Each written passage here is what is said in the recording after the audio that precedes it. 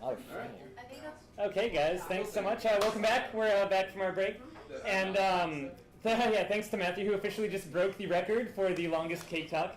I have more. I can keep going just forever with all this legal knowledge. So we're going to shoot things back for, I think, 5 or 10 minutes just to cover some interesting stuff. The L3C and B-Corps, which is really interesting. It has to do with kind of businesses geared towards public good.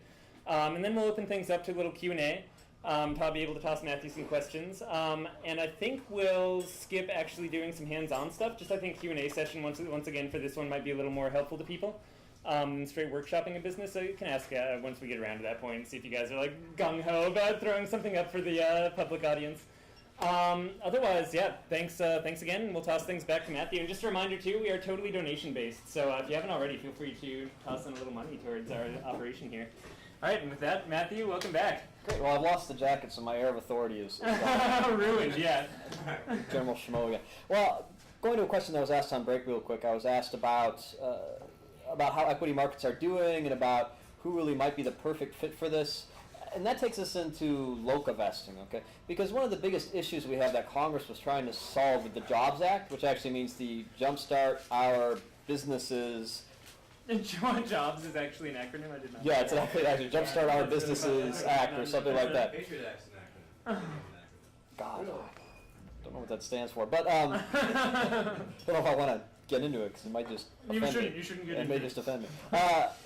So the idea is it wants to give local businesses, or small businesses in general, who I said earlier are major drivers of the U.S. economy, access to more capital. Because right now what happens is the majority of capital goes to very few businesses, people who are, say, on the S&P 500 or whatever. Okay, we want to change that and let more capital go to small businesses. So the reason Congress is allowing us to do things like crowdfunding is because they expect that a lot of that equity crowdfunding money is going to go to local small businesses that are otherwise cut out of the market for capital they need to expand and grow.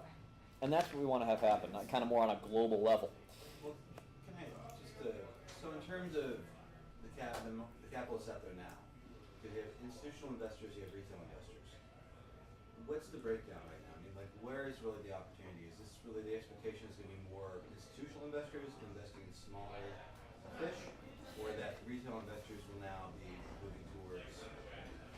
Well, okay, so let's think about, say, the private equity guys who right now are only buying late-stage businesses anyway, as opposed to the VC guys who theoretically, take a baby and help it grow up. But a lot of more recent studies, and there's a lot of argument on this, now are investing more in toddlers, so they already want to have something there before being a baby, right? So they'll help you take your first step, but you already gotta be there.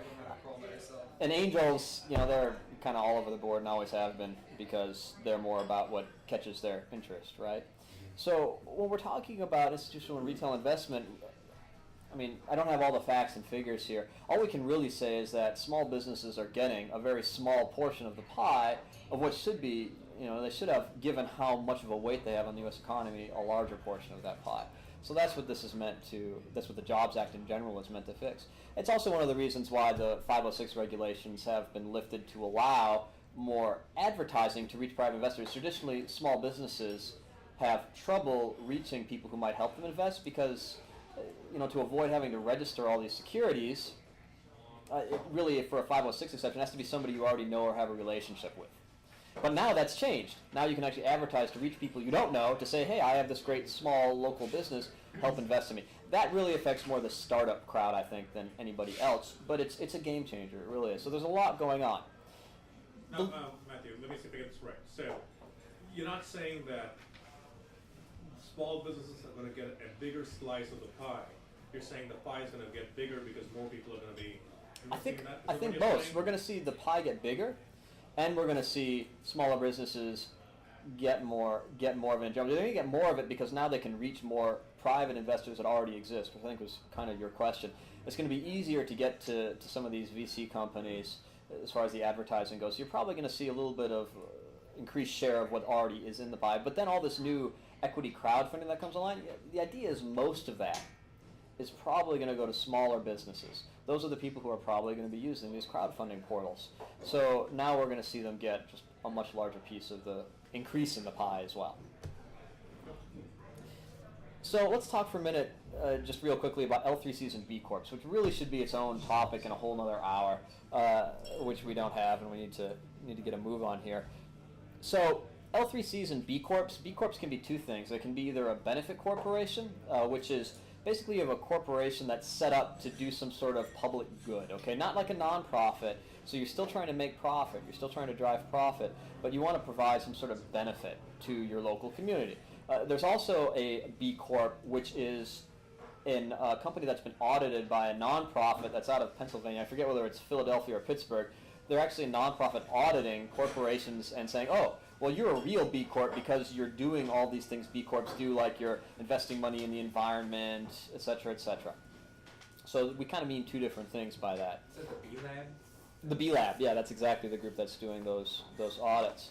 L3C means low profit limited liability company, and it's just, these are both ways of doing a company where you're going to say you're going to make a profit, but you also focus on a social good without having to become a full nonprofit and jump through all the hoops that nonprofits do. Now, obviously, there's an advantage to being a nonprofit, which is if you go and get IRS status, you can get donations, right?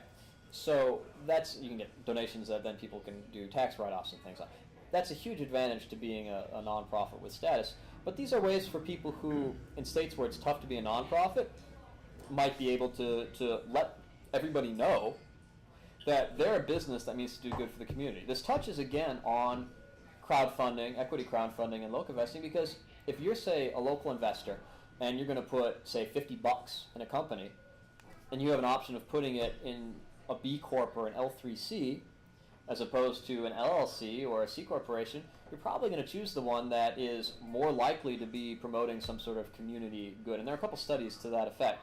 Right now in Oregon, we don't allow, we actually shot down, our Congress shot down an L3C proposition last year, and this year in the short session they shot down a B Corp, but that was more because they didn't necessarily have time to really get to it. So we're hoping next year we'll either get a B Corp or an L3C passed.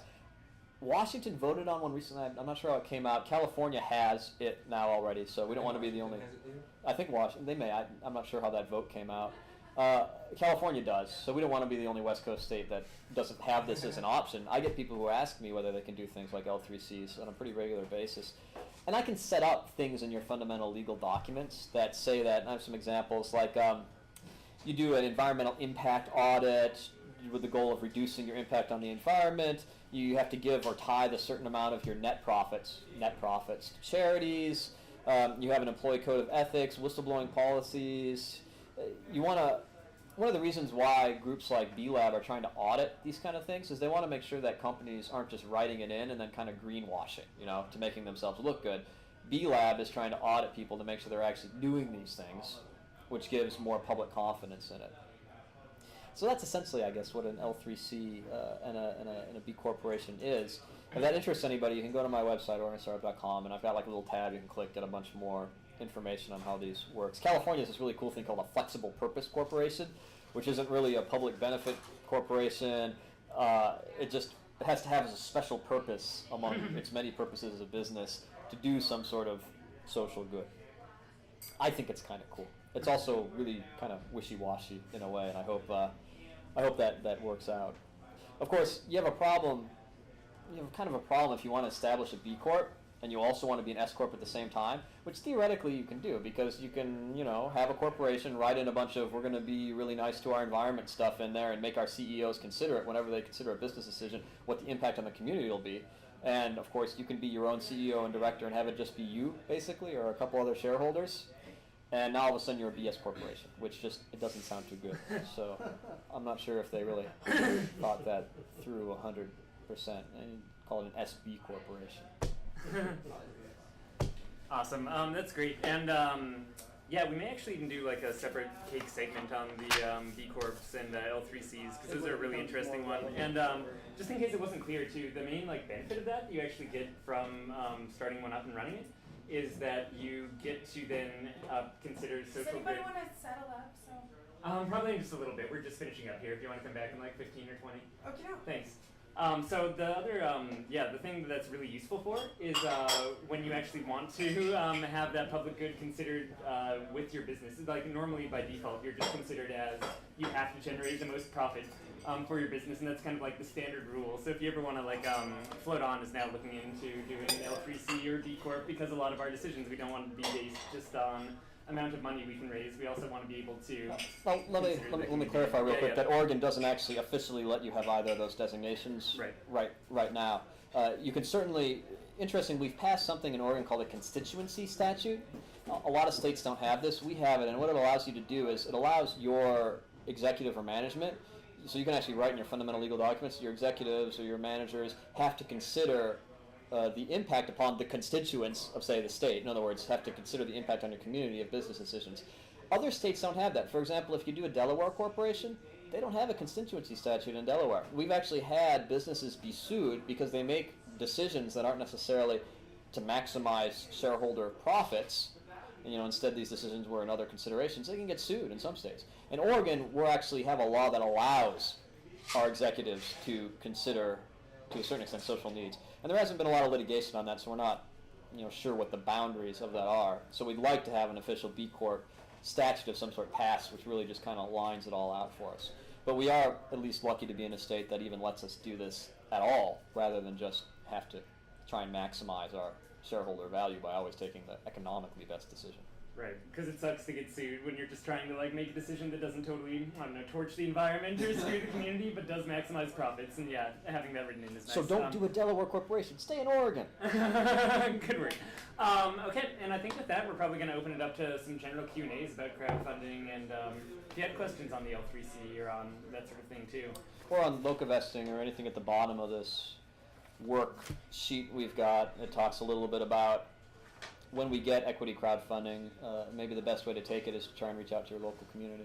Could you do a combination of these things, like for, say, anyone below $5,000 is set up with like a reward system of actual product, and anyone above that actually gets like equity through the same kind of like funding source or through your portal? That's an interesting question, whether portals will be able to mix and match donation, pre-orders, and potentially equity.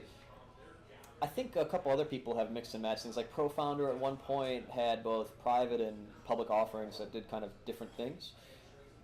I don't know of any rule right now against a crowdfunding portal mixing and matching. The SEC hasn't promulgated all of its rules, of course. And in fact, the SEC and the crowdfunding portals themselves are supposed to set up another kind of third body as an oversight body. And they may just use an already existing body to do that, FINRA or something, I don't know.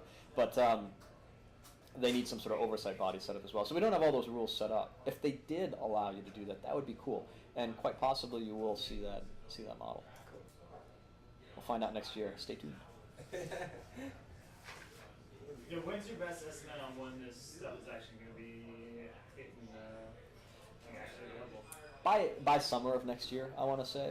The SEC has to have its rules out, I guess, in January of next year. Could be some little bit of fudge time there, and then of course everything has to get rolling. You may see it as early as spring of next year. I think people will be ready to hit the ground running by the time the SEC final rules come out. If you have subsidiaries set up in your business, are each of those subsidiaries limited to $1 million cap a year, or is it actually larger? Interesting question. I mean, what you're going to have there is you're going to have to look and see if each subsidiary is really its own subsidiary. Of course, its shares, a lot of its shares are going to be owned by this other company, right?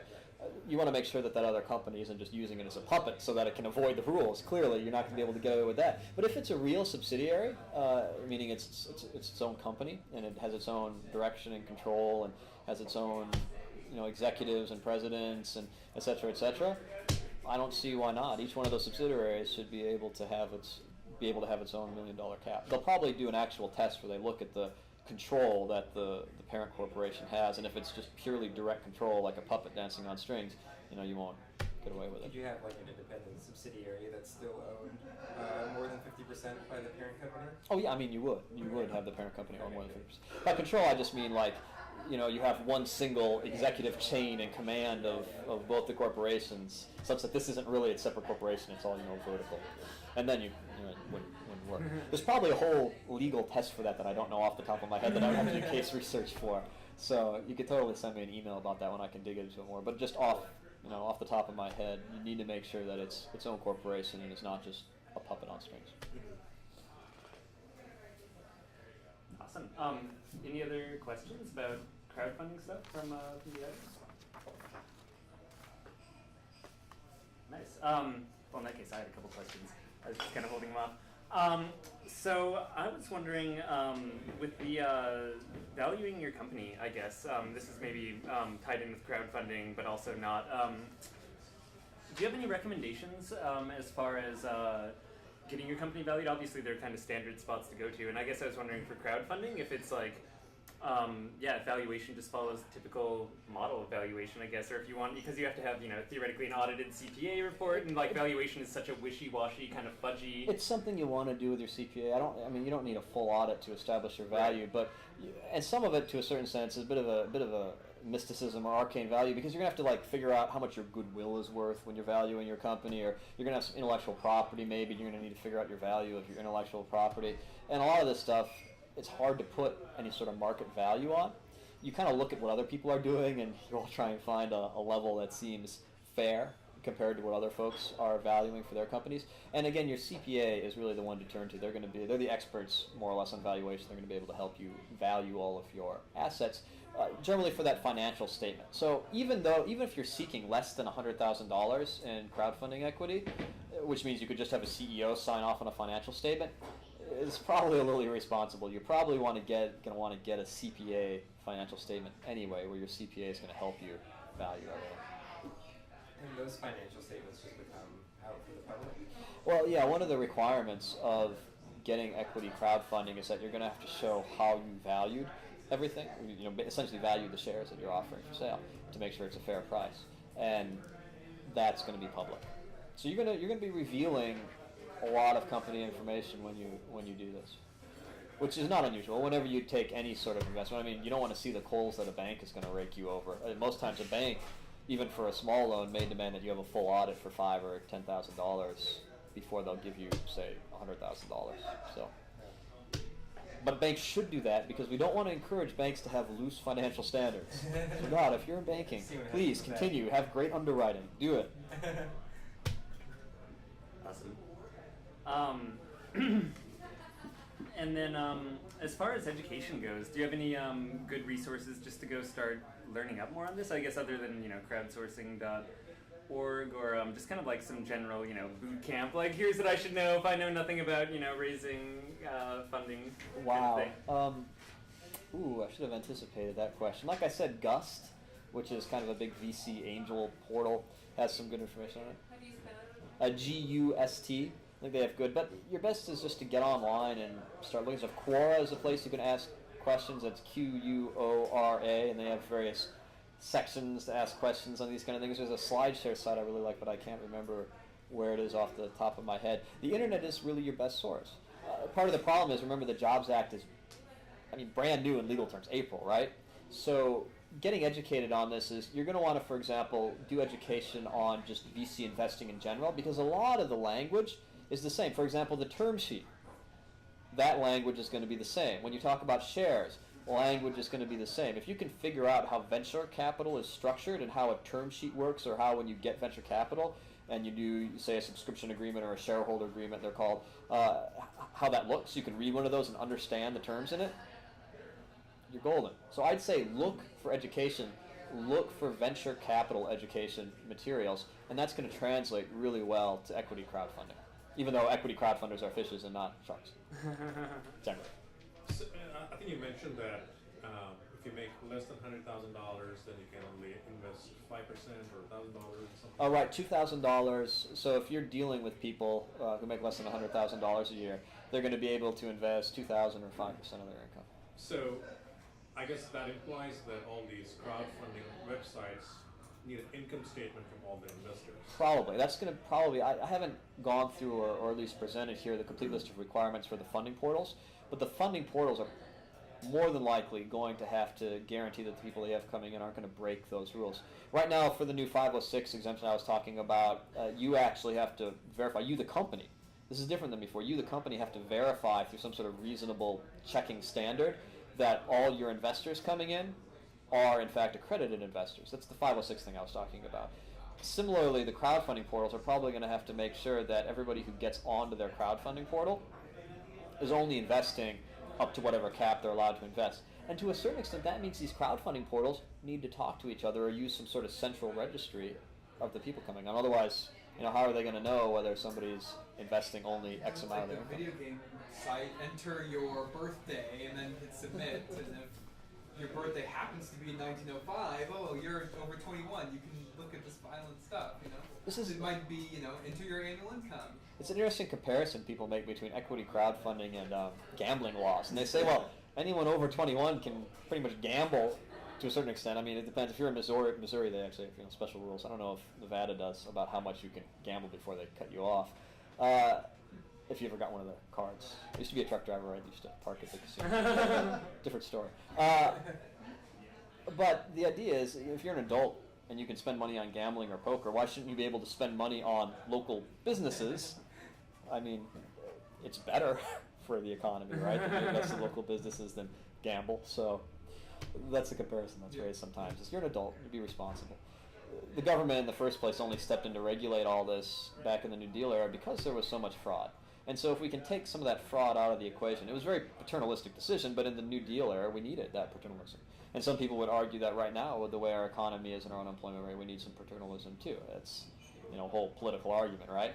But here we're rolling back that paternalism. We're letting people behave more as adults and do their own investment decisions. But at the same time, we're trying to find a balance so that we just don't have complete shysters running around stealing money from people, right? Awesome, that's great. And we're going to cut that off here because we're a little past 8 o'clock now. And just really quickly to cover this worksheet, it's really self-explanatory reading through it. And a lot of this, it's kind of crazy asking Matthew to come in here and give a talk on the extreme legal details of something that doesn't exist yet, which is what I realized that I made him do like halfway through his talk or something. So this is a lot of advice for just how to generally prepare your business and how to get things ready for as this continues to develop and as that January mark rolls around and then the refinement period after that. These are all general things, pretty much all three of these, towards gearing your business just to get ready for when that hits. And some of the specific details of what they require will probably change.